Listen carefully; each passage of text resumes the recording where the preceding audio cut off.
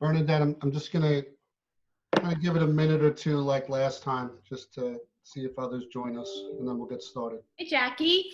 Okay, no problem. Hi. Morning.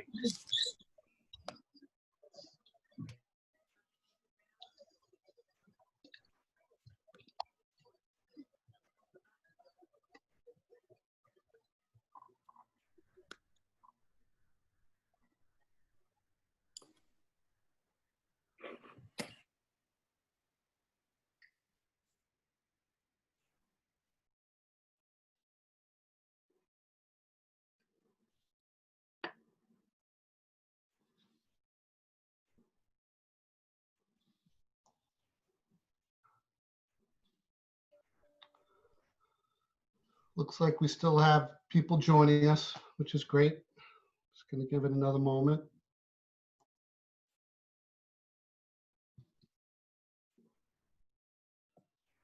And Nancy, just so you know, I just made you the host.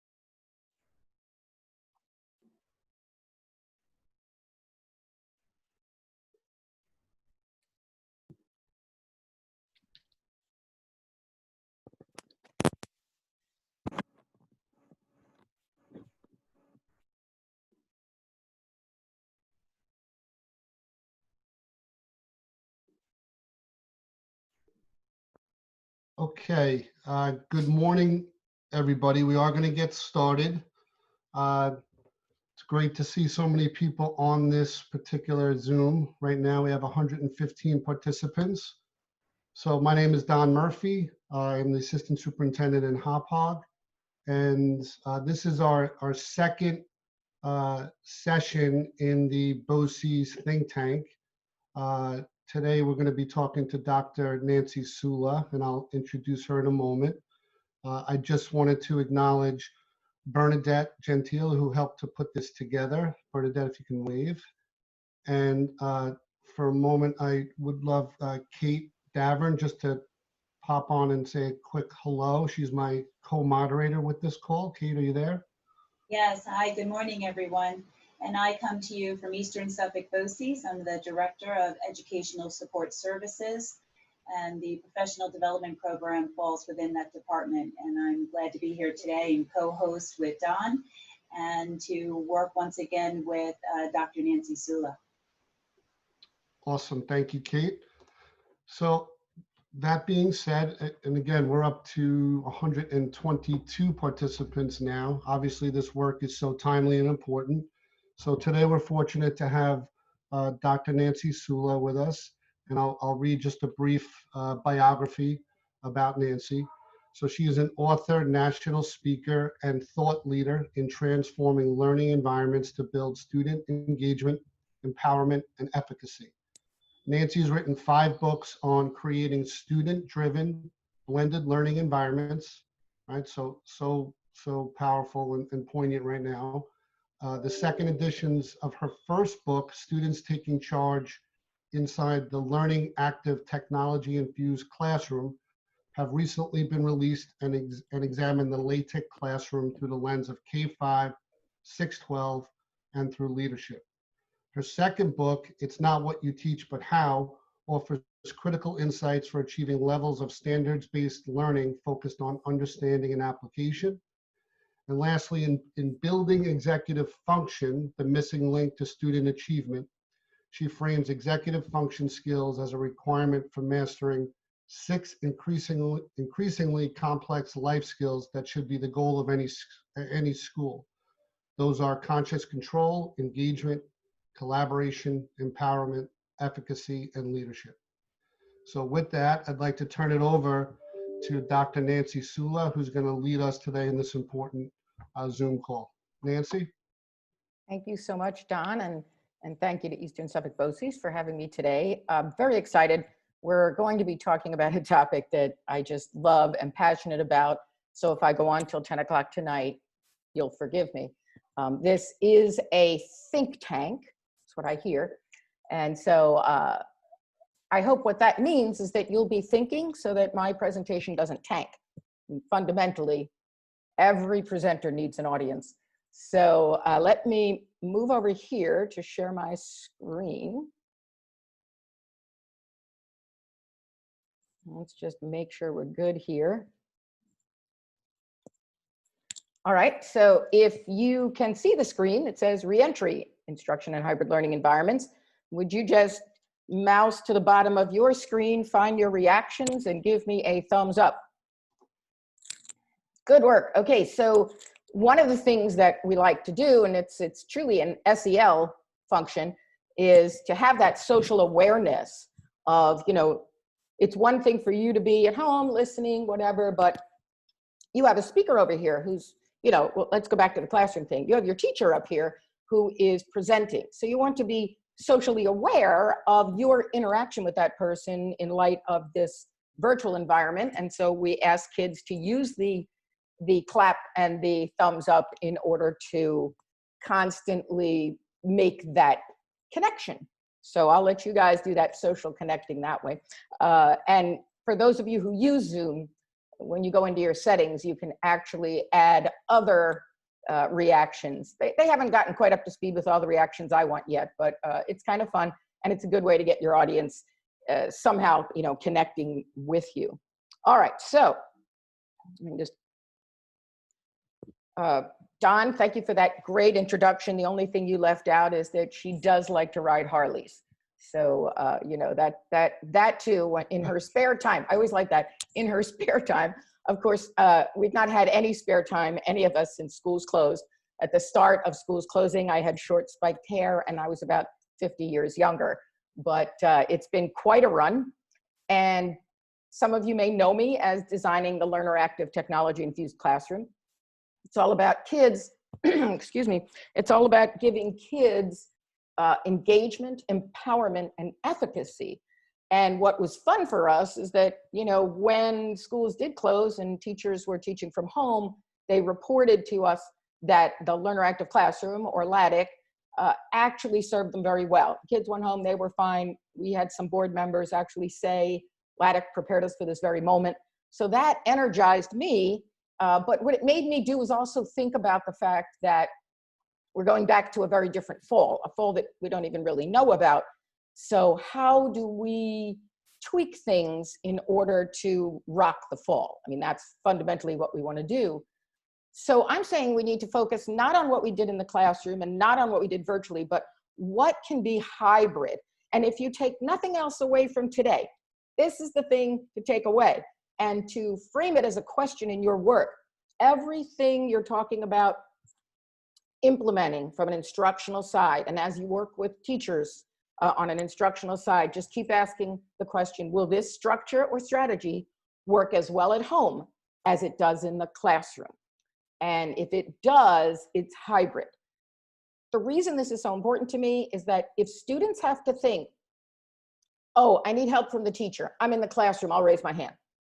Oh, wait, I'm home, I need help from the teacher. How do I do that? I need to put my name on a digital board. That's cognitive load. That's causing the brain to have to think about how to learn based on where I am. And quite honestly, we don't have time to waste cognitive load on that. What we need to do is ensure that students just know, for instance, if I need help, whether I'm in the classroom or at home, I'm going to put my name up on a digital help board that is projected that the teacher can see from the classroom. But whether I'm home or I'm in school, that teacher knows that I need help. That's a hybrid structure. So it has to be something that students don't have to think, oh, I'm home, I'm in class. It just is, it'll work either way. So that's the biggest thing. And pretty much, if that's all you get out of this, that's fine. Have a nice day. Feel free to log off now. But we have more fun ahead. So the thing about teachers and what they've been going through is that teachers have superpowers when they're in the classroom. When you're in a physical classroom, think about it. How many times do you hear about or talk about when you perhaps taught that look? You know, I just give kids the look and they behave. What is that? That's a teacher's superpower. I tried to explain it to new teachers once, and I'm like, I can't explain it. Just look. It's a look, you know? And teachers can also be talking to their students and scan the group to see who's with them, who's not, who's getting it, who's not. All those superpowers collapse when you start working through remote means. So what we have to do for teachers is figure out how are we going to build new superpowers for them in a hybrid learning environment.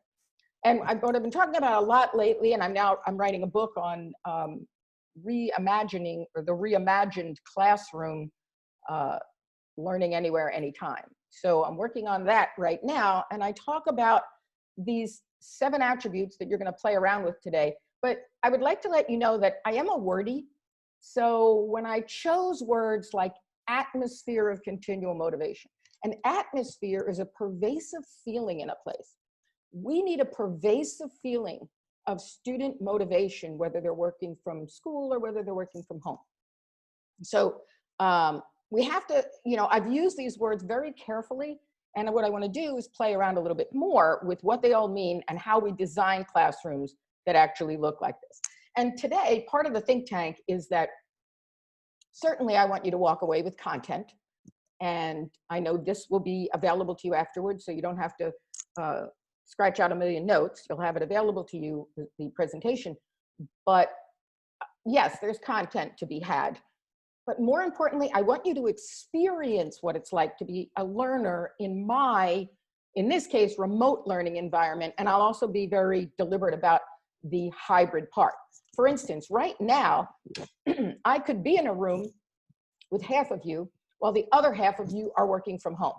So, you know, that's how we want to constantly think about it. And I want you to think about your experience, because that's what's going to count as you move forward into the fall and design hybrid learning environments. And it's not just about something you're going to put in place in the classroom. It's about making sure that teachers and students and parents and caregivers all understand these different attributes and what we're trying to create. I had done some webinars for parents, and I talk about 8 elements of a home-based learning environment. I drove home the point that they are not homeschooling, they're not teaching children, but they're creating a home-based learning environment. And it has to have a lot of pieces in it that are going to satisfy the attributes of this hybrid learning environment. So we need to get everyone on board in designing along these ways. All right, as we are thinking about hybrid design, the best thing to do is focus on what are the big, if you will, areas that we work on now for curriculum instruction, and how do we think about converting them to hybridity. So as you're working through the morning with me, I want you to think about what should instructional activities and assignments look like? How do we deliver them? How do we collect them? And the biggest issue on everybody's mind, synchronous instruction. I'm going to spend some time on that in the second half of the presentation. And then formative assessment, to constantly be gathering information. I write a lot of blog posts, so I'm creating a resource area for you that you can access. But one of the metaphors I use, and I use it in my books too, is teacher as GPS. So if you think about it, what does your car's GPS do for you? It identifies the destination. So if we map that to curriculum instruction, that's your standard. And more recently, it's your power standard. Got a blog on that too. So that's your power standard, your destination. Then the teacher creates an instructional plan for you to get there. And then all along the way, your GPS is sending out those satellite signals to find out, where are you? Where are you? Where are you? Wait, we have to recalculate your path. That's what a teacher does. Formative assessment is constantly sending out a signal, if you will, to find out how the kids are doing, whether you're in class with me or home, so that I know whether I need to recalculate your path to the destination. Summative assessment gives me feedback for how well did that unit go, for example. So we need to think about, what does this look like in a hybrid environment? And the whole assessment piece is huge right now. That's, we could do another think tank on that one.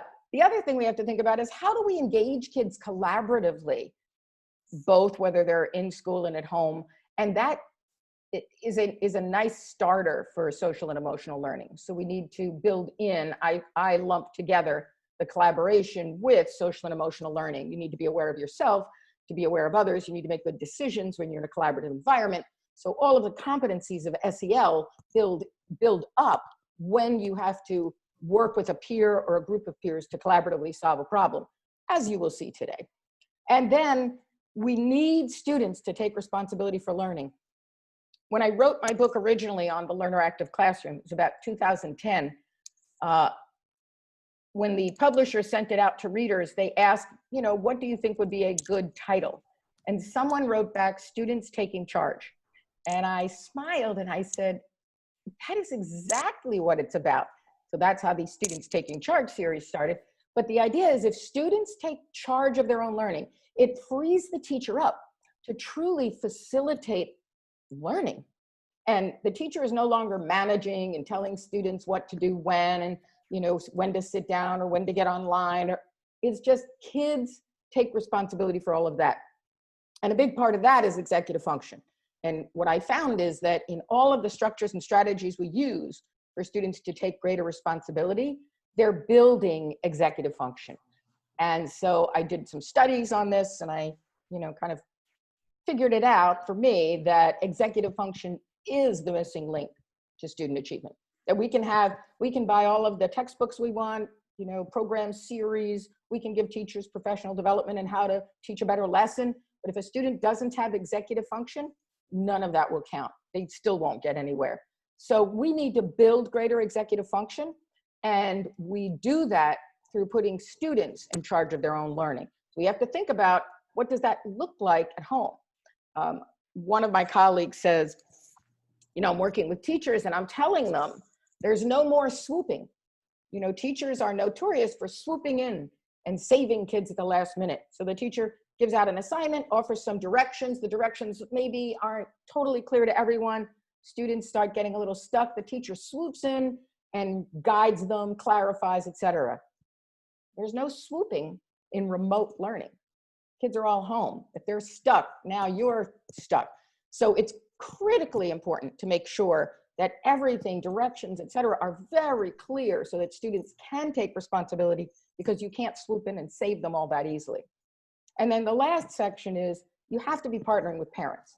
You know, parents are home with their kids and they have to be a part of this. They can't just look at it like, you know, it's the school's job. And at the same time, the school can't look at it like it's the parents' job. And we've got to figure out, again, how do we put students in positions of responsibility? How do we have parents helping with that? Just one brief tip from my work with parents is that people like structure. Everybody likes structure, and school is very structured.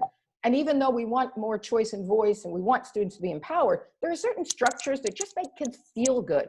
So at home, I'm recommending to parents that if your students are working from home, they still get up at a certain time. They follow the same set of routines every morning. In the morning, you pack a lunch and put it away. And then at noon, you go and take your lunches out and sit down and eat, because that's what students are used to in school. So the idea of building structure at home is going to help in school. So these are the 6 areas that I want you thinking about as we play around with how to build a hybrid learning environment. Now, what I did for you, and I'm going to ask you not to jump here right away, but what I did is I created a website for you, and I'm going to grab it over here. Well, maybe I'm not going to grab it over here. Maybe I'm going to grab it over here. All right, so I have this website for you, and I want to be deliberate. Can everyone see the website? Give me your little hands up or thumbs up, as the case may be. Okay. Good, thank you very much. So you'll notice that I start with a bunch of pictures of cute little animals. How many of you like looking at cute little animals? It turns out, you'll find in my book on executive function, I talk about the fact that particularly baby animals make people very happy.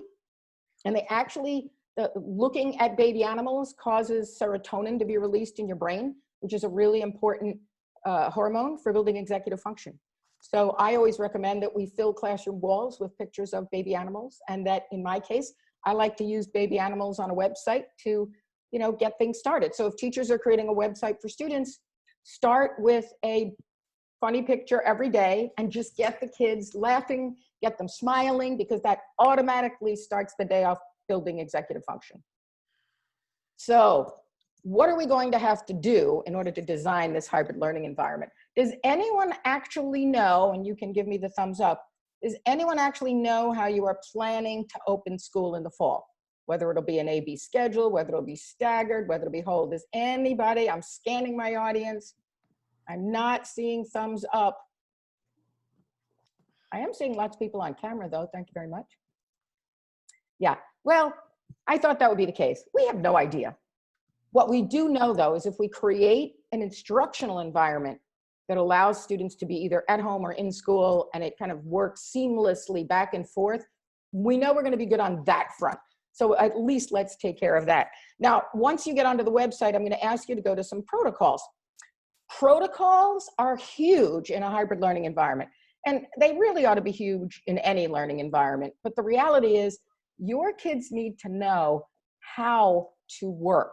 For instance, I tell students, cameras on. If you're in the class, be present in the class. Students are not allowed to hide behind cameras.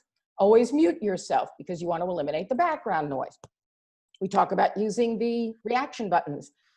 Also, you are going to move in a hybrid learning environment from working independently on your own or working in a small group to then showing up for a lesson with the teacher. It is so important that students keep track of time and that they are on time. That has to be a big responsibility that we have to hold kids accountable for, being places on time.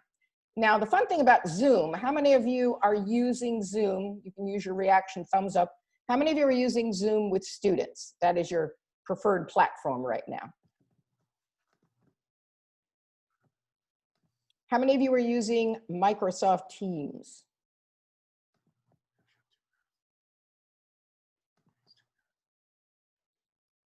And what about Google Meet? Those are some of the biggies. So something that Zoom has that the others are catching up on, and hopefully we will all have it, but one of the things I love about Zoom is when I want you back, I just suck you back. Like I just say, bring everybody back. And we're using this in my company. We monthly, we have a book meeting where we discuss, you know, what we're doing with, in reading, you know, these books.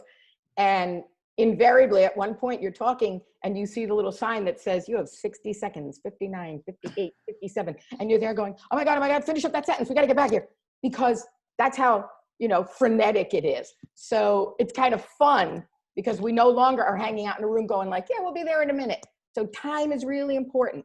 So 14, obviously you can use the chat area, and this is my cell. So since we are working somewhat remotely today, or we are working completely remotely, someone needs to mute their microphone.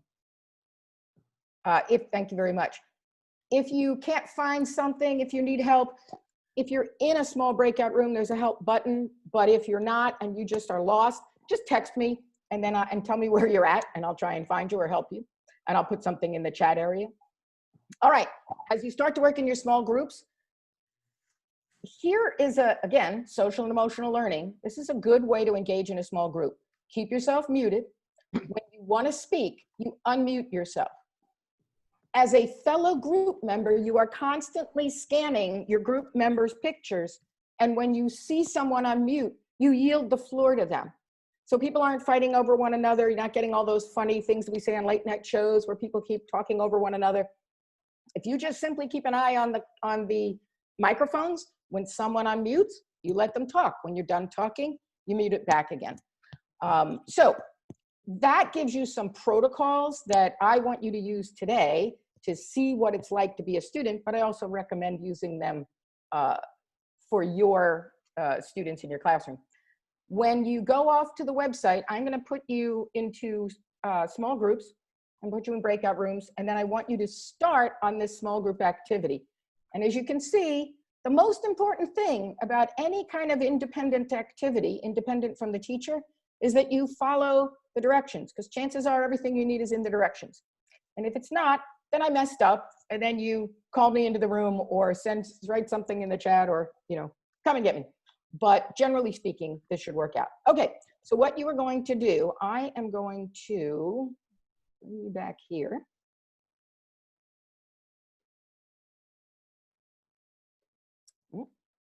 Get my group back. I'm going to stop sharing. And I am going to I will actually give you a broadcast message once we start, but basically the website is esboses.idecorp.com. So I have 138 participants, and I am going to put you into 23 rooms. Sounds good. Yeah, we'll go down to, here we go, 21 rooms, 6 to 7 participants per room. Okay, get ready. Once you go off to your rooms, you're going to go to esboses.idecorp.com, and then you are going to start following the directions. Read through the site, but then follow the directions for the small group activity. And in 20 minutes, I'm sucking you back. Okay? You got it.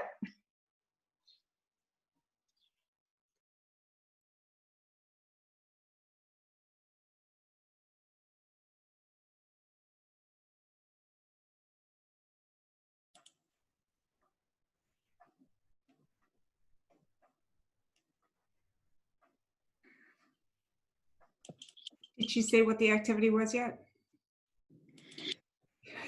She did not. I think she said once we're in our room, we can go to the website. So I'm going to try to do that. Yeah. I just opened the website. She just sent us a message. 1 second.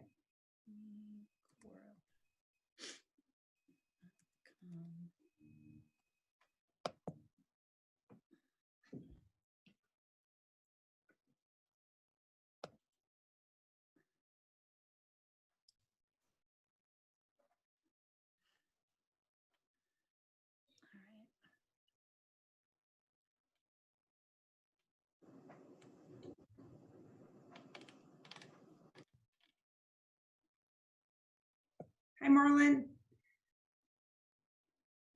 Hey, Congratulations. Congratulations. oh, thank you. So happy for you. They're very lucky. Oh my gosh. Oh, thank you. May I say that in the group here? Why I'm saying that? Well, you already said it. So. So this is Dr. Marlon Small, and Dr. Marlon Small was just appointed as the superintendent. Not doctor yet, but Okay, that's okay. He's the superintendent now of Greenport Schools. Oh, congratulations. Thank you. So let me just, I think there is a button here. So if you go to that that website and then you click on protocols, it has instructions for the small group interaction. It says 1, keep yourself muted until you wish to speak. 2, when you have something to say, unmute yourself. 3, watch your fellow group members' microphones. If you see someone unmuted, give them the airtime. 4, ensure that everyone is participating. Ask someone to share their thoughts or ideas so no one is left out. And 5, if you need help, use the help button to request that Nancy joins your group. And here I am. Oh, Bernadette, you perfect. called me in here. I did, I called you in here because I wanted to make sure we were doing what we needed to be doing. Such a good student. But it sounds right. I see we have a reader. So Kimberly is the reader? Can we just get the website again? Yes, esboses.idecorp.com. And I'm going to put that, Thank you.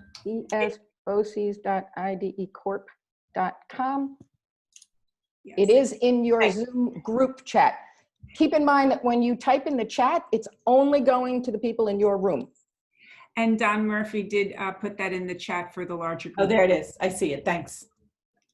Okay, and I sent a broadcast, but maybe it flashed and left. Yeah, I couldn't see the broadcast for some reason. Okay, so we are supposed to be reading the protocols. You are going to go to the group activity. You've read the protocols, go to the group activity and just start following the directions. All right, guys. I'll see you later. Call me if you need me. Thank you. Thank you. You're very, very you. welcome. So if you don't mind, I'll just continue to read. If you're on the protocol, is everybody there on the website? Yes? Yes, okay. Would you like me to share the screen of the protocols? Or That no? would be perfect then. You want to? Okay. Let's see if I can.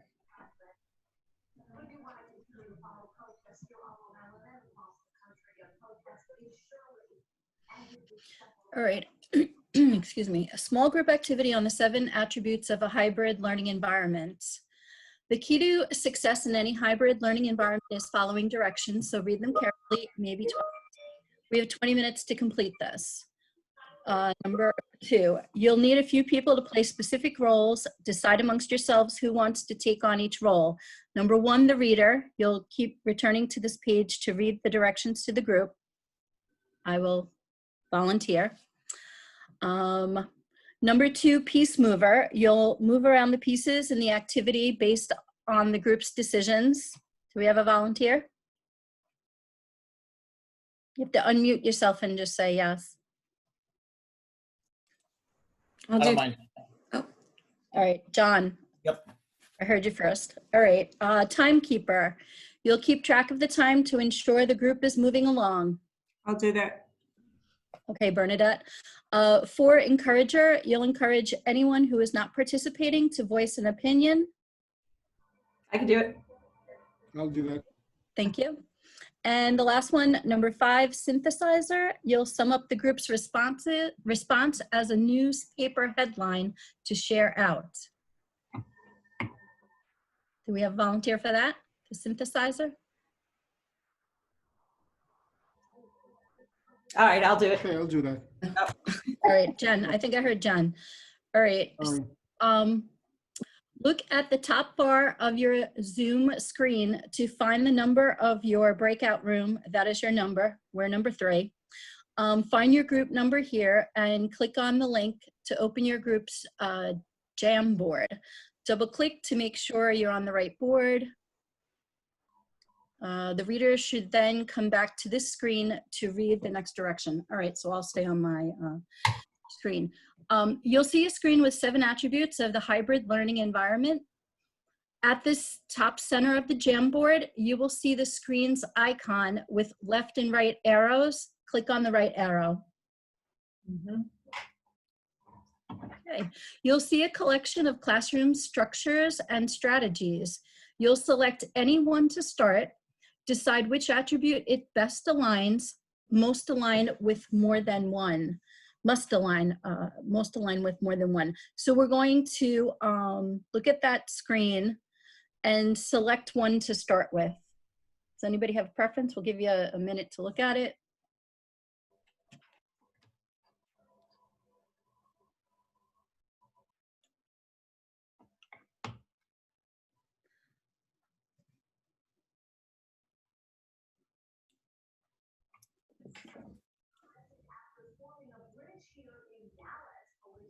Any preferences? I like that one that the cursor's on, actually, since that's what we're learning about and what we're trying to figure out, how students use a great hybrid learner rubric to assess their work and set goals.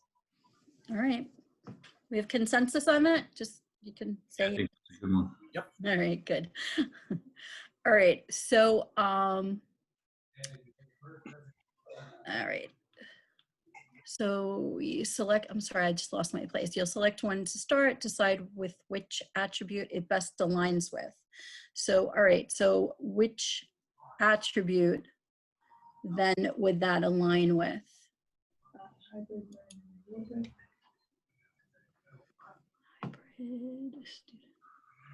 structure. Foundation. Foundation. Accountability.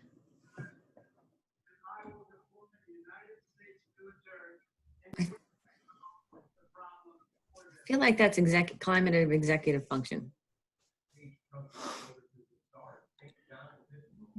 Mhm. And it could be more than one. So I And mean, it could be structure too. Yeah, I guess if the hybrid's working, it should really cover most of them. right, right. Good point. All right. So next we're going to, oh, which I think you did. You cut the piece by clicking it and using the menu bar for edit, cut, or use the keyboard shortcut Control X or CMD X, depending on your computer. So you did cut it. Use the screen icons at the top to go back to the first screen. Click on the left arrow. I did that, and we're back on the first screen, and that's where it's at. Do you see And it? that's where we are. Okay. So paste, and I believe you may have done this already. Paste the piece using the menu bar, edit, paste, or the keyboard shortcut. So is that pasted in there? It is. Is perfect. Okay, move the piece. Oh, we did this. Move the piece to the attribute of your choice. These are like Post-its so that they can overlap. Then we get to go and get another piece, and we'll continue until we only have 5 minutes left. So the timekeeper, I guess we had 20 minutes for the project. It started approximately 9:30-ish. So 5 minutes before 10 minutes. Maybe. Okay, so we have 5 minutes left. It's about 9:42 we have until, so we're going to Okay. keep doing them. All right, Perfect. you're going to pick another one, right? Yes.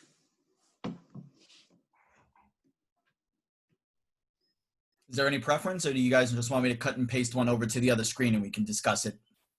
Yeah, that'll work, I think. Consensus?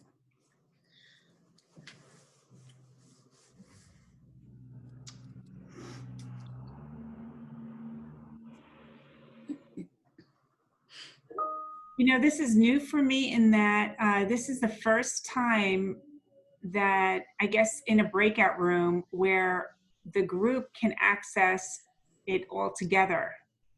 And then you can see it live being moved, because I thought I did it, but actually I think John did it. Great, Oh, thanks.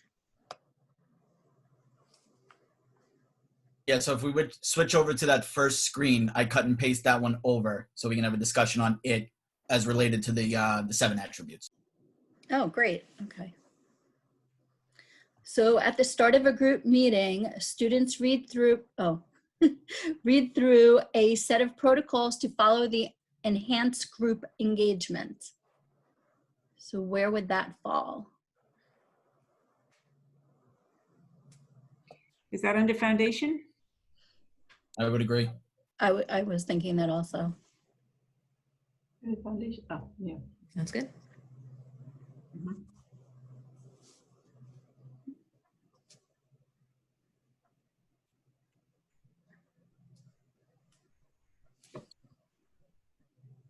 We're grabbing another one.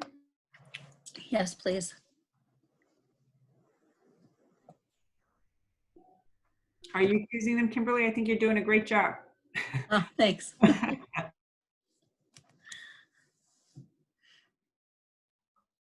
All right, next one's moved over. Okay. So teachers meet with a home group of 3 to 4 students to ask questions and hear them discuss a topic in order to assess understanding.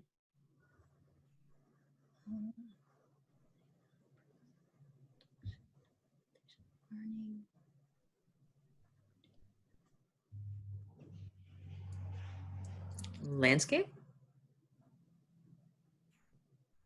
I don't know. What else? Learning. Meet.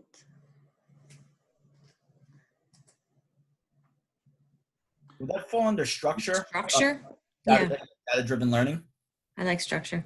Yeah. And again, it could Like fall it- under more than one. So, but if Structure sounds good. Yeah, Have because of the consensus for formative concept assessment structure. piece. yeah, good. Doing a great job. All right. Let's see how many more we can tackle. I like the little removing of the Post-it. It looks exactly like as if you had a, if you were in a classroom and we were doing this together with Post-its. What's this called? A jam board? Jam. It's my jam. Yes, it's called the Jamboard. Next one's moved over. All right, students put their name and a topic on a digital help board so the teacher can provide help when available. Network. I agree. And facilitation of learning.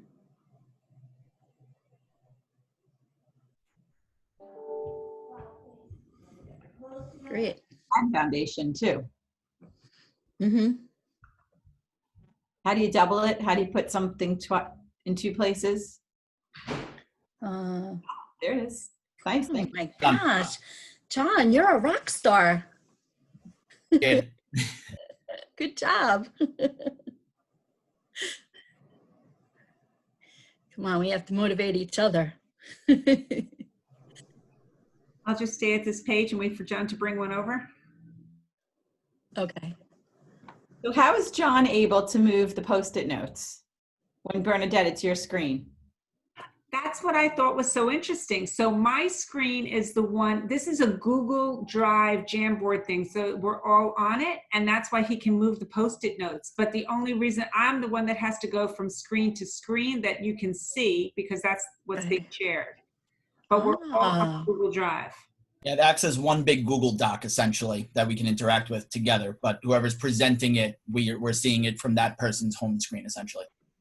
Wow, that's great. All right, students make choices from an activity list of differentiated ways in which they can learn content.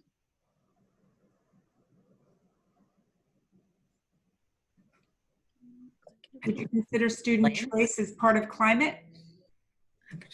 And also part of atmosphere? Function. Part of climate and atmosphere? The two locations? I think so. Yeah. What do you think? Yeah, atmosphere is good. Yeah, atmosphere is where I went to first, but it could easily be more than one. Then again, I think it depends on which one I read first. Very true. Sure. John, you're going to bring another one over? You're so good, John. Students use a digital table journal at the end of a group session I'm sorry, let me start that again. Students use a digital oh my gosh. Students use a digital table journal at the end of a group session to reflect on how well they interacted and worked as a team. Culture, I think. I agree with that. Mm-hmm. Would we also say that goes to the climate because the students are reflective on their own work and the executive function that they're building? Yes. Yep. Agreed. And wouldn't it also go on foundation of student responsibility for learning? Could also, yeah.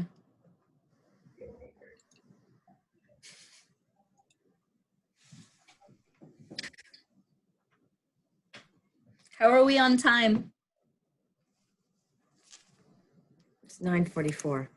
Yeah, we have like 1 minute, right? All right. So the last part is within 5 minutes to go. That's why I guess we were supposed Oh, to. she just said 2 minutes and she'll bring us back. Okay, so within, all right, discuss the hybridity takeaway. What will teachers need to do to rock a hybrid learning environment? Your takeaway can come from the posted pieces, the experience itself, or some discussion point. See if you can reach a consensus and synthesize it into one newspaper headline for when you rejoin the group. So what will be our newspaper headline?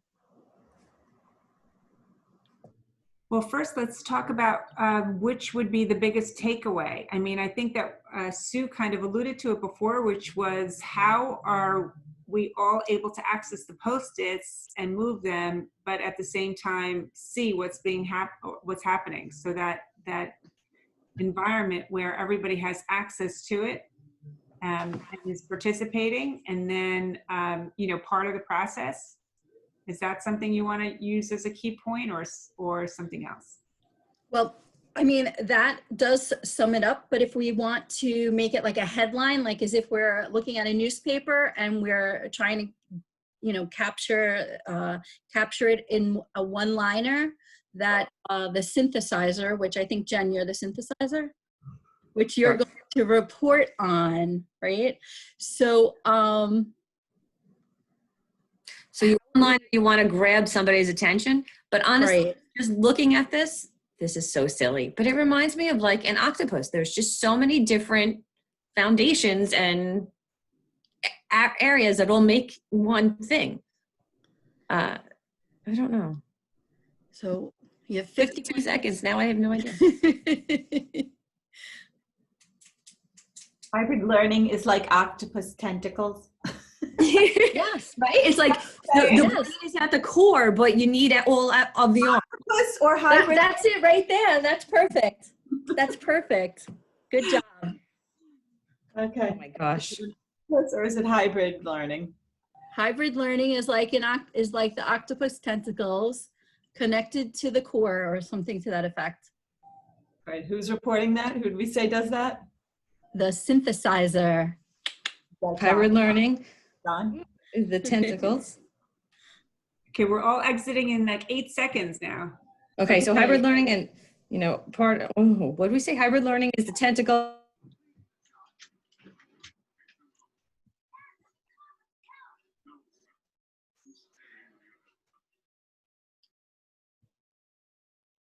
All right, I think I have everybody back now.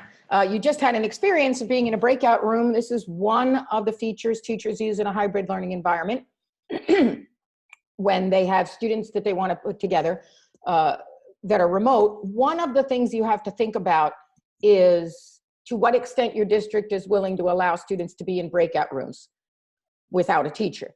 So that, you know, always has issues. Some schools are saying, we'll let our middle school to high schools kids do that. Some are saying, like, we don't want our high school kids doing that. We'll let the kindergartners do that. So you have to just decide, do breakout rooms work? And maybe they don't for students, that's up to you, but they definitely work if you're having faculty meetings and you're working with the full staff, or if you're doing a remote opening of school day, you can work with that. So I would love to hear your newspaper headlines. Now, the last activity, what I'm interested in you also feeling, and you are welcome to put your comments in the chat on this, is what was it like? You know, did it feel really comfortable and were you feeling good? Or was it like, I don't know what I'm doing, I'd rather have more direction? Because you're gonna feel like what your students feel like. Some of them are ready to roll, some of them are, oh, I can follow the directions, others want more direction from the teacher. Pretty much, as I jumped in and out of a bunch of rooms, I didn't get to all of them in the time, but as I jumped in and out of a bunch of rooms, you guys got on a roll, you were working, etc. I am hoping that that is because I gave you very clear directions. That is something that's so important in a hybrid learning environment. So now,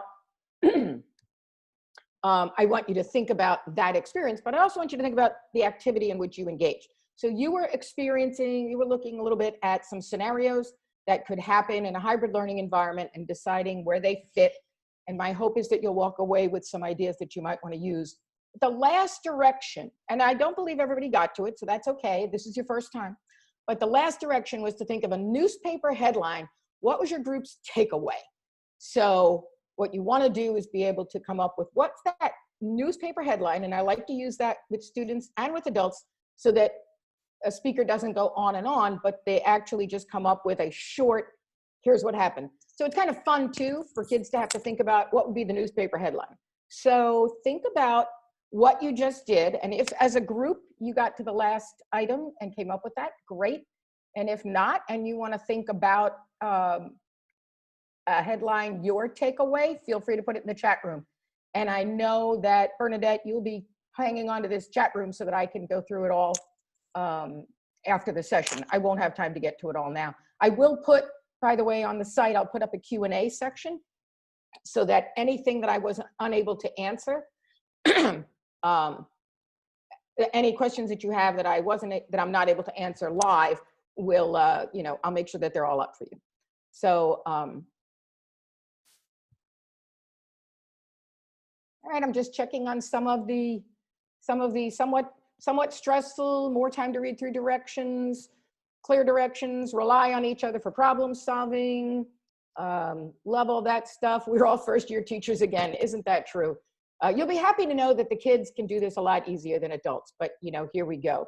All right, so I'm gonna go back to sharing my screen.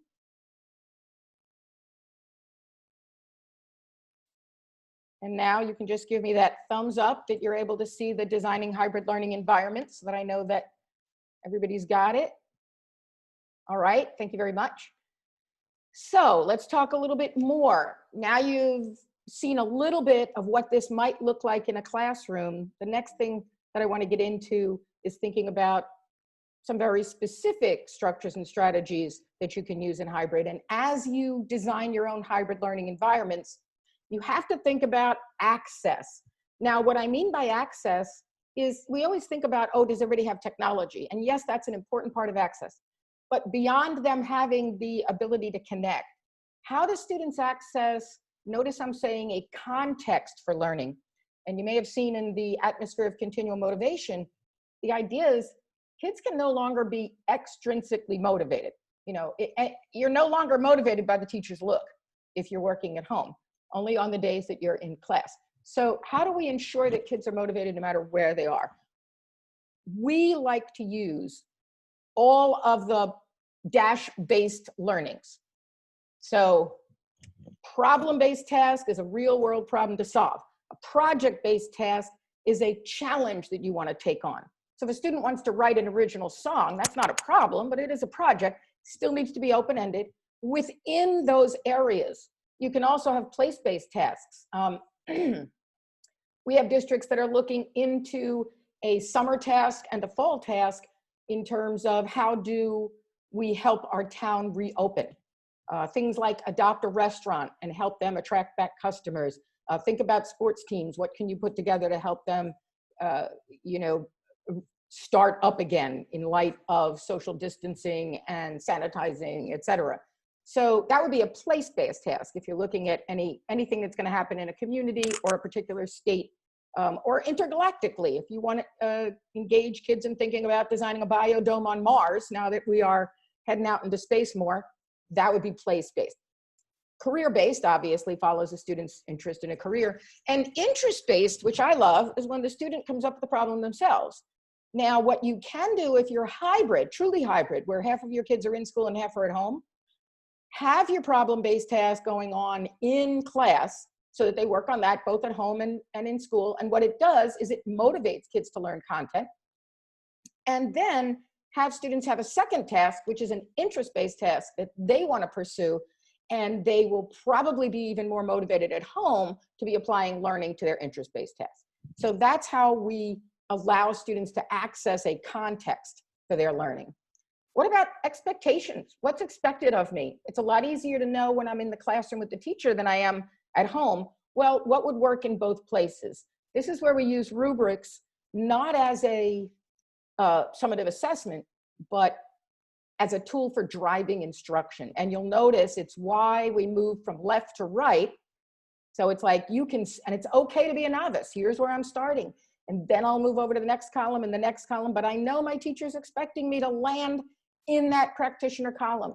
I need to build a case for building a butterfly garden because we're going to try and save the butterflies. You know, I have to include facts and statistics. All of your expectations should be in here. This should reflect your curriculum. It should reflect standards. Using a rubric allows students, whether they're in class or home, to access those expectations. From the executive function side, because that's the academic side, but from the executive function side, we use something called a great hybrid learner rubric. What does it mean to be a good hybrid learner? This is something you can have your teachers do, perhaps on grade level teams. You know, what do we expect out of our students in terms of them being able to manage themselves and organize and plan and keep track of time management, et cetera. All of that can help set those expectations for students and at the same time build executive function. Where do I get my assignments, my activities? You know, yes, they're up on a platform, but what if we were to put them in activity lists that are hyperlinked that allows students to see, I have a choice of learning activities, a choice of practice activities. I have some required activities. I have some optional activities. They're all clustered around areas I need to learn. So we like to use activity lists as a way to give kids a little bit more choice and voice, which also goes back to motivation, as opposed to simply, you know, go onto the online platform and just check them off 1, 2, 3. I've got to get all this work done, because we don't want students to be compliant. Compliance only gives you the finished product at the time, but I've watched students work through worksheets and workbooks, and then when I say to them, all right, so what did we learn here today? They have no idea. So it is so important to make sure that we have kids engaged and not just compliant. How I access my resources? Well, you know, when I'm in a classroom, there's sometimes a resource area, a cubby, a shelf, whatever. Now we need to create digital resource areas where we can create documents, images, videos. I think a big part of synchronous instruction is going to be providing students with videos that were created by the teacher, where the teacher is presenting the lesson content so that the student can read it, watch it whenever. But we also need some home-based physical resources. You know, when we send out our lists to parents at the beginning of the year of what kids need, create a set of home resources. Make sure that the rulers, the Post-its, whatever it is that you need are physically at home. And then think about the digital subscriptions that you have, references that are online as well, that students, again, can access whether they're in school or at home, same way. How do students get assistance? Now, this is something we like to work on with students, again, whether they're in the classroom or at home. If you are stuck, the very first thing you need to do is reread your directions. Then you can check the resource area. You can ask someone in your home group, like the breakout rooms that I put you into, that's your home group. So now you can ask somebody there. There can be a peer expert board where students who have already demonstrated proficiency in a particular skill can be up there, their names, so that students can go talk to one another. And if you really still need the teacher, so we're trying to build student resourcefulness. But if you still need the teacher, that's okay. Put your name on the help board, and that is something that the teacher can constantly look at and make sure that they can help you out. So we want to think about deliberately, how will your students get assistance if they're home or if they're in the classroom? And fundamentally, we could go on and on and on, and I could put you in breakout rooms to discuss this, because how do we take everything that we typically do in a classroom and think about how are the kids going to have access whether they're home or in school? So that's the other thing that I would recommend that you delve into when you're working with your teachers. But I promised I'd talk a little about synchronous instruction, and I'm now going to have you in a discussion group on that, because this is really a challenge. The idea is, when do I offer, and by synchronous instruction, I mean live instruction, whether I'm in the classroom with the whole group or whether I'm doing it through my video, like what is appropriate. So it used to be that we think about, I do, we do, you do. I present the instruction, then we're doing it together, then you're doing it on your own. As you probably have figured out in remote teaching times, this falls apart in a remote learning environment with a lot of students. It works in what we call the small group mini lesson, where you might have 5 students online, or 3 students online and 2 in the classroom, and they're all connected together. That's when a teacher can bring up a digital whiteboard and can explain and have kids work, etc. You saw, I think there's a very different feel for the groups that I was able to get around to. You saw that there was a very different feel when I was there, just us talking versus now. You know, this is an unwieldy number of people to have a discussion with, but so is 25, you know, so is a classroom size. So we need to think about it differently. We need to move to what I call, I inspire you, you explore, we discuss. So the new look of instruction in my mind is teachers need to create short recordings to inspire kids as to why they need to learn something. Then they go off and explore it with a couple of activities.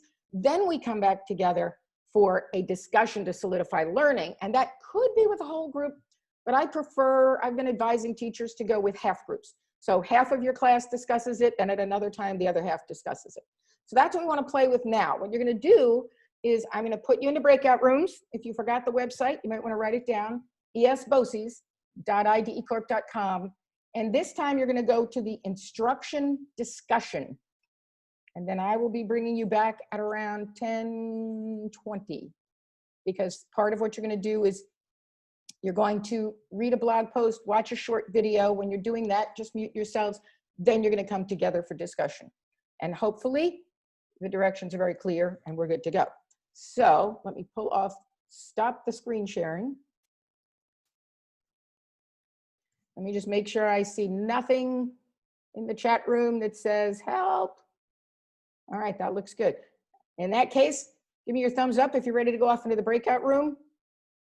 And as you can imagine, I can't look at all the thumbs anyway, so if you didn't put your thumb up, sorry. All right, looks good though. Looks like we are ready to go into the breakout rooms. Open up the rooms and here you go.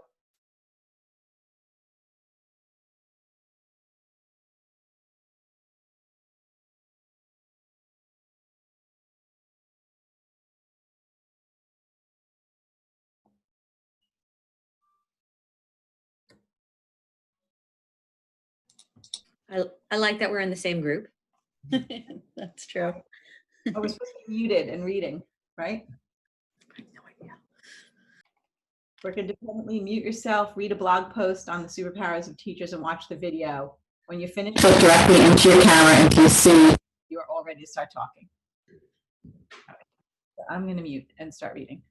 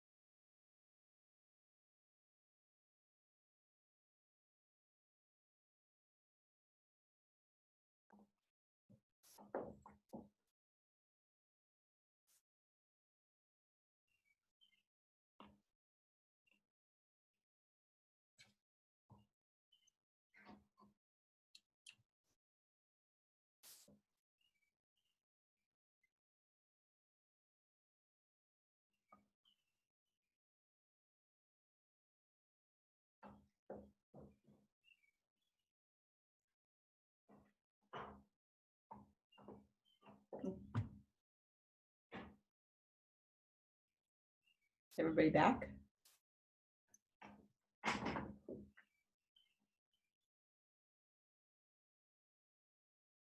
Yeah.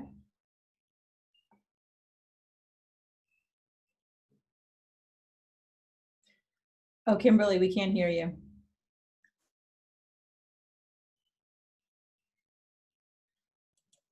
Sorry about that. Spend some time discussing this as an approach to delivering content. Recorded lesson, some independent activities, discussion to solidify learning. Will teachers be comfortable with this? What kind of support will they need to get there? So I had some teachers in our district doing this right out of the gate, doing the recorded lessons. And what was most difficult, what they struggled with, is I think she recommended, what was it, like a 2 to 3 minute video, because the teachers are taking this as it's going to be an instructional setting and we have 40 minutes. So I think a teacher did like a 12-minute video that was way too long for the kids, and he was finding that out. So I think that's the biggest challenge. So I think if there's any support, it's going to be rethinking how, she was explaining, what the point of the delivery is, and almost like relearning how to do that. So I think that's going to need support to be able to do that, to condense something, an attention grabber, into 2 to 4 minutes. Right. I was thinking the same thing, like, I know for myself, it would be to be able to shorten it into that, 2 to 3 minute little vignette, so that it was enough to kind of inspire and motivate the student and get them to work then independently, or if they were working in groups.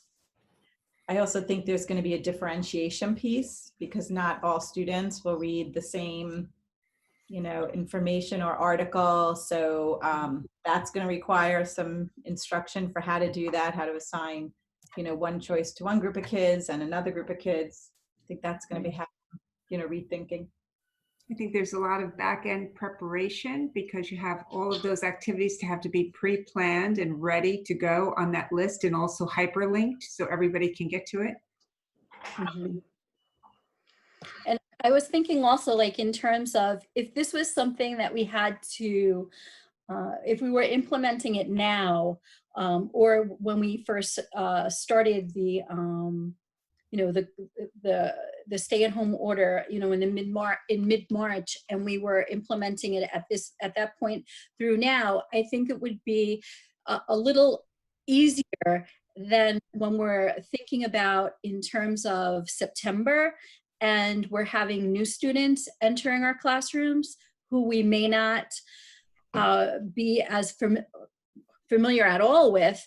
And then, if we have to continue what we're doing now in September for opening, it would be a little more challenging for the teacher, because with that differentiated instruction, you don't, you won't have that intimate setting where, you can kind of, like she said, you give them that look, or you can kind of sense what's going on. So I think for classroom staff, that will be a little more challenging in September. So you probably, as a teacher, would just start very basic and kind of have the same baseline, and then allow, as you get to learn the students, then, you would be able to, like you said, differentiate, break out into groups and things like that. I would imagine in the beginning, the teacher would probably be doing a lot of check-in with the students.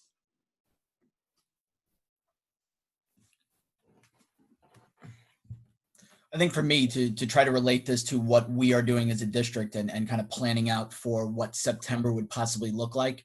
We kind of look at it in 3 frames. It's either we're still fully remote, hybrid, or we're kind of operating as usual.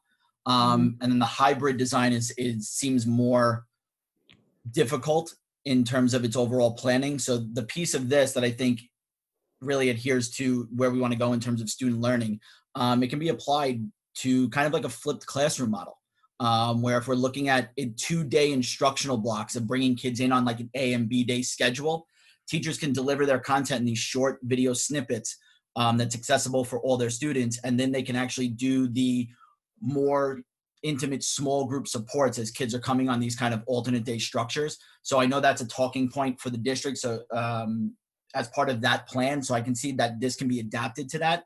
I think that the piece being teacher comfort and having them create their own videos. We've had a lot of pushback on that aspect of things when we even started this design or this remote learning structure, you know, kind of building the plane as we were flying it type deal. So I know that's going to be a hurdle for us to get over. But Susan, I agree with your point before.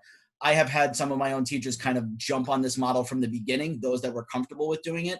And those that are not, it's really going to be getting them on board to kind of really completely change their pedagogy, given the structures that we're most likely going to be in come September.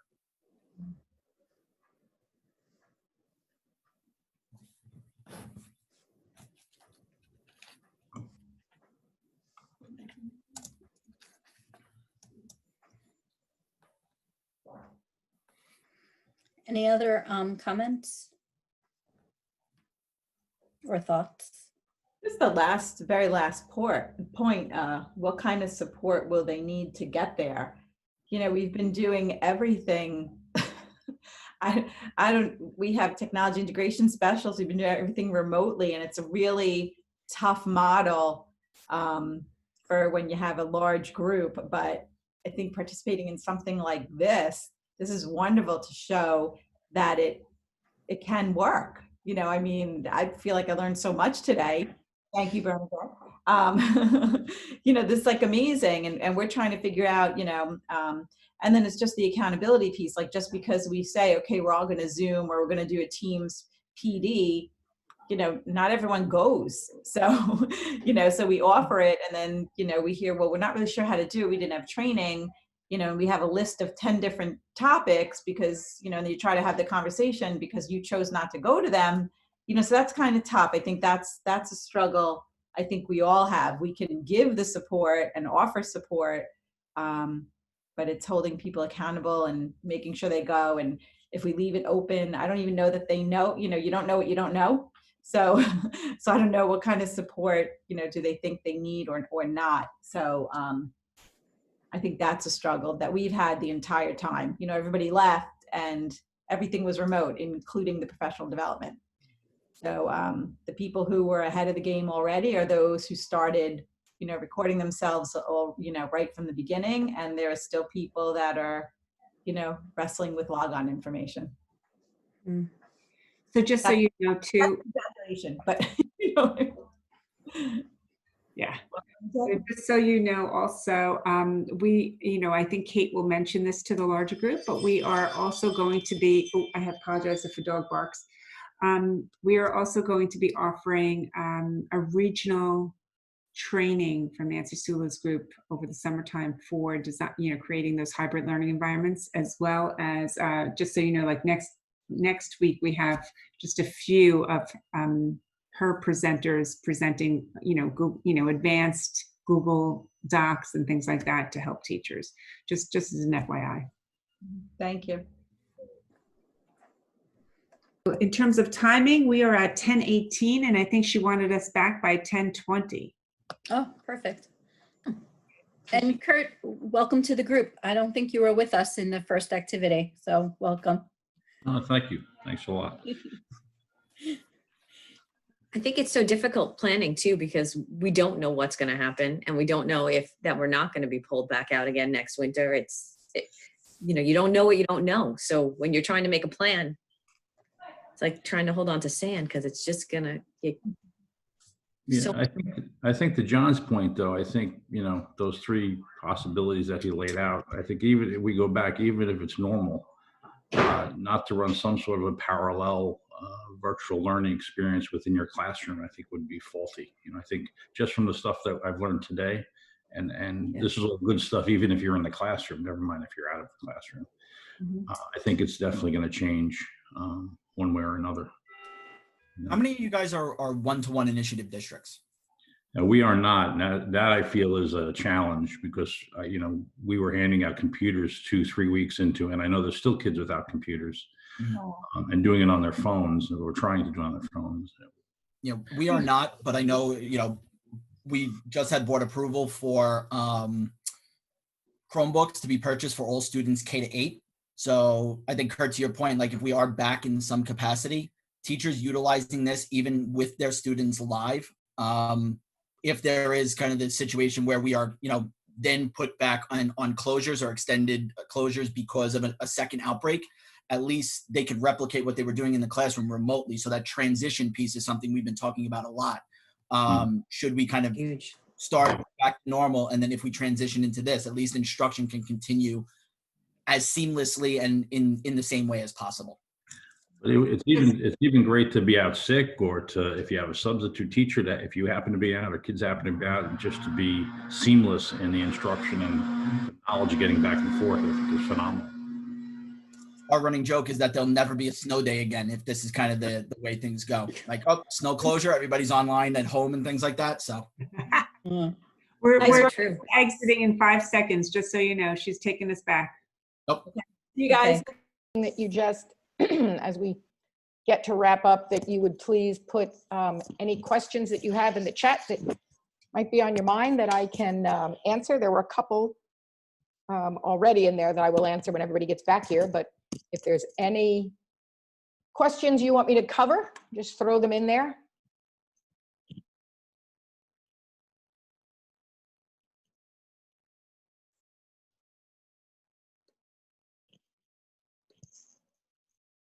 I will do a quick one more time with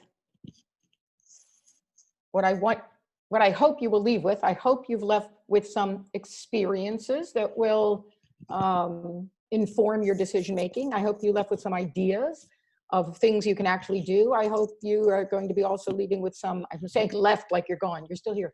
I hope you're leaving with some thoughts as to things you need to look into that you hadn't thought of before. And the big piece being is everything that we are helping teachers put in place for the fall, going to work both in school and at home. And then how do we start educating, when we go back to the picture of the parents, parents and caretakers, the students, the teachers, how do we educate everyone in thinking differently about education? I think this is an unprecedented opportunity for us to literally think different about how we can design education. And I do believe very deeply in my soul that the purpose of school is to build efficacious citizens, people who make life happen, people who can tackle any challenge, any task, any problem, and figure it out, or at least figure out that it's not figure outable. So my whole goal and the reason that I do the work that I do is to help students change the world. And I was in a 4th grade classroom where it was very fun that a student said, we spend so much time solving problems that I know I'm only in 4th grade, but I think I could change the world. So that made me say, that's it, I can't retire. Okay, a couple of things. First, apologies. I know some people wrote in the chat that it would have been nice to have more time to really read the directions and get used to, kind of learning this way. That is always the challenge for the speaker who has only 90 minutes with you. And I have to applaud Eastern Suffolk BOCES because the intros were very short. Sometimes that 90 minutes is chewed up by 15 minutes. So we got it going on. But I will say that if you were running this class in the fall, you don't start out by throwing kids in rooms and giving them directions. You actually build up their capacity to follow the directions and, little by little, even activity lists. You don't start with a huge activity list. You start with a list of these are the 3 things you need to do. Then it opens up to, okay, these are 2 things you need to do. And on this one, you can have a choice between this or this. And eventually you build up to a list of lots of different choices. And even we're working with teachers on making the rubrics hyperlinked so that when you are looking at a rubric and you're like, oh, I have to learn perimeter, you click on that and it will take you to a variety of ways to learn perimeter. Do I want to watch a video? Do I want to read this? Do I want to do the learning center? How do I want to learn perimeter? And the thing is, I'm motivated to learn perimeter because I'm trying to solve this problem over here and I have to redesign my classroom. And so I have to be able to learn perimeter. I love being in classrooms where the kids are looking at one another going, you know, well, how did you get the marble going back up on the other side? And then somebody's like, oh, it's kinetic and potential energy. Look that up. And then the kids run off and learning it. You know, when do you see kids so excited to learn? So the idea is we've got to, you know, engage and energize them. But apologies if this was kind of the compressed show for you. Someone asked, what is the difference between climate? We recommend a climate of executive function versus the foundation of student responsibility for learning. So the difference is that a climate are the conditions that have an effect on your activity in life. So for me, executive function are the conditions that will affect how successful you are in your work and in your teaching. Whereas a foundation is a base that everything rests on. And to me, students being able to take responsibility is that foundation. And someone had written in the chat that it was interesting. He said that the protocols and the directions were obviously set up to facilitate the learning even when the teacher isn't there. And I hope that you were able to experience that. And truly, there were very few, and maybe one or two clarification questions. That was it. You guys worked for, you know, 40 minutes worth of time on your own and succeeded. And that is, it just drives home the point that it is so important to have those directions and messages. Okay, I don't have any more questions here that I'm seeing. So at that point, I think I am going to turn the hosting back over to Bernadette. Bernadette, you are the host. Thank you so much, Nancy. And I think Kate wants to say a few words to you. Yeah, to the group and Nancy, of course. So Nancy, thank you so much. I think everyone here found this time to be so valuable. But I do think that folks want to learn more. So I want to take an opportunity to just tell you what we have coming up with Nancy and IDE Core, her company. First of all, Nancy will be joining us for our 2-day annual Leadership Academy. Nancy will be with us on July 15th. And Bernadette, I'm pretty sure she's going to be with us for most of the day that day, not just the morning, correct? She is there for the whole day. Yeah, so if you're interested in that, take a look at that. It's on our website. Oh, is it up yet, Bernadette? It is posted on MLP. We have the flyer going out today, but it's July 15th and 16th. You can register for it now on MLP. The flyer with the details will go out today. The morning session will be regarding hybrid learning environments, and she will also be discussing in the afternoon executive function. Additionally, Bernadette's been working with Dr. Sulla to put together a training at the end of July, a focus on hybrid learning environments, and to provide this training for teachers and administrators and so forth. Those dates are not confirmed yet, but close.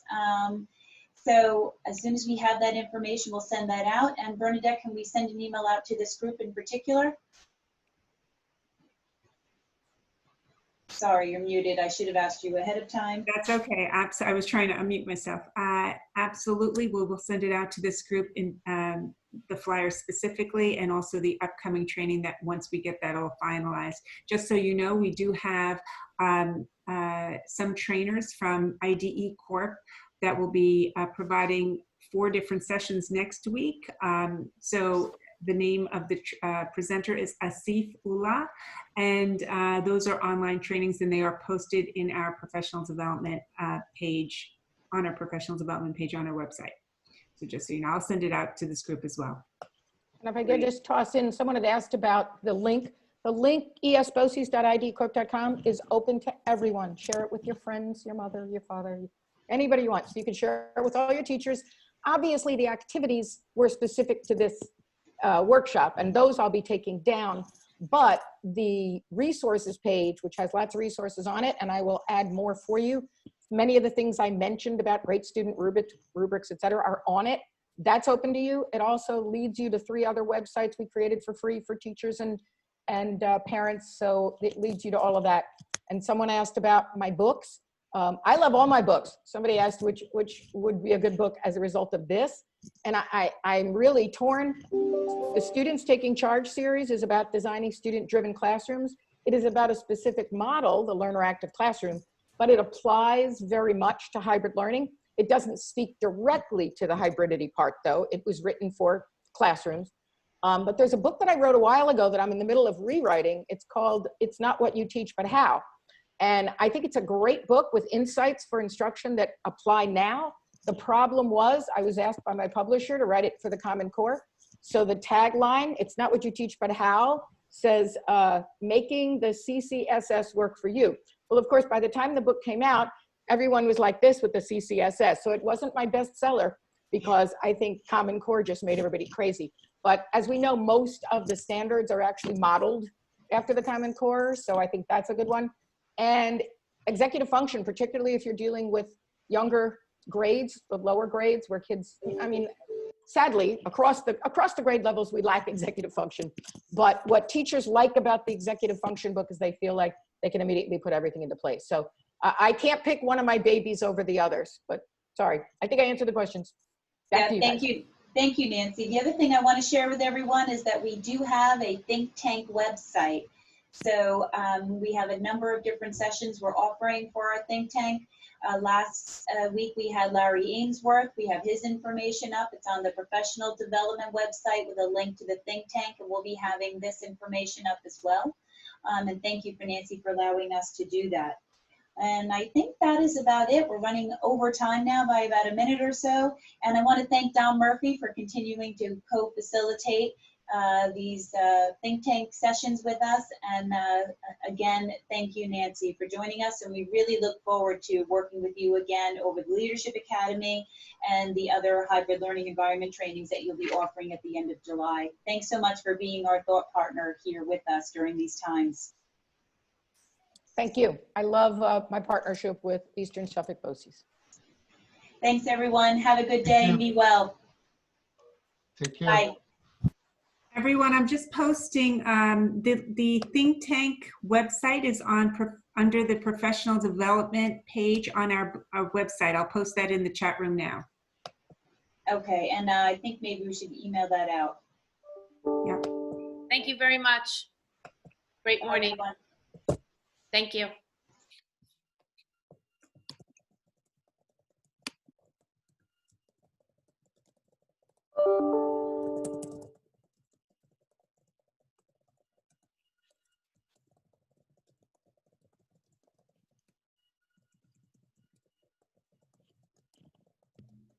Thank you.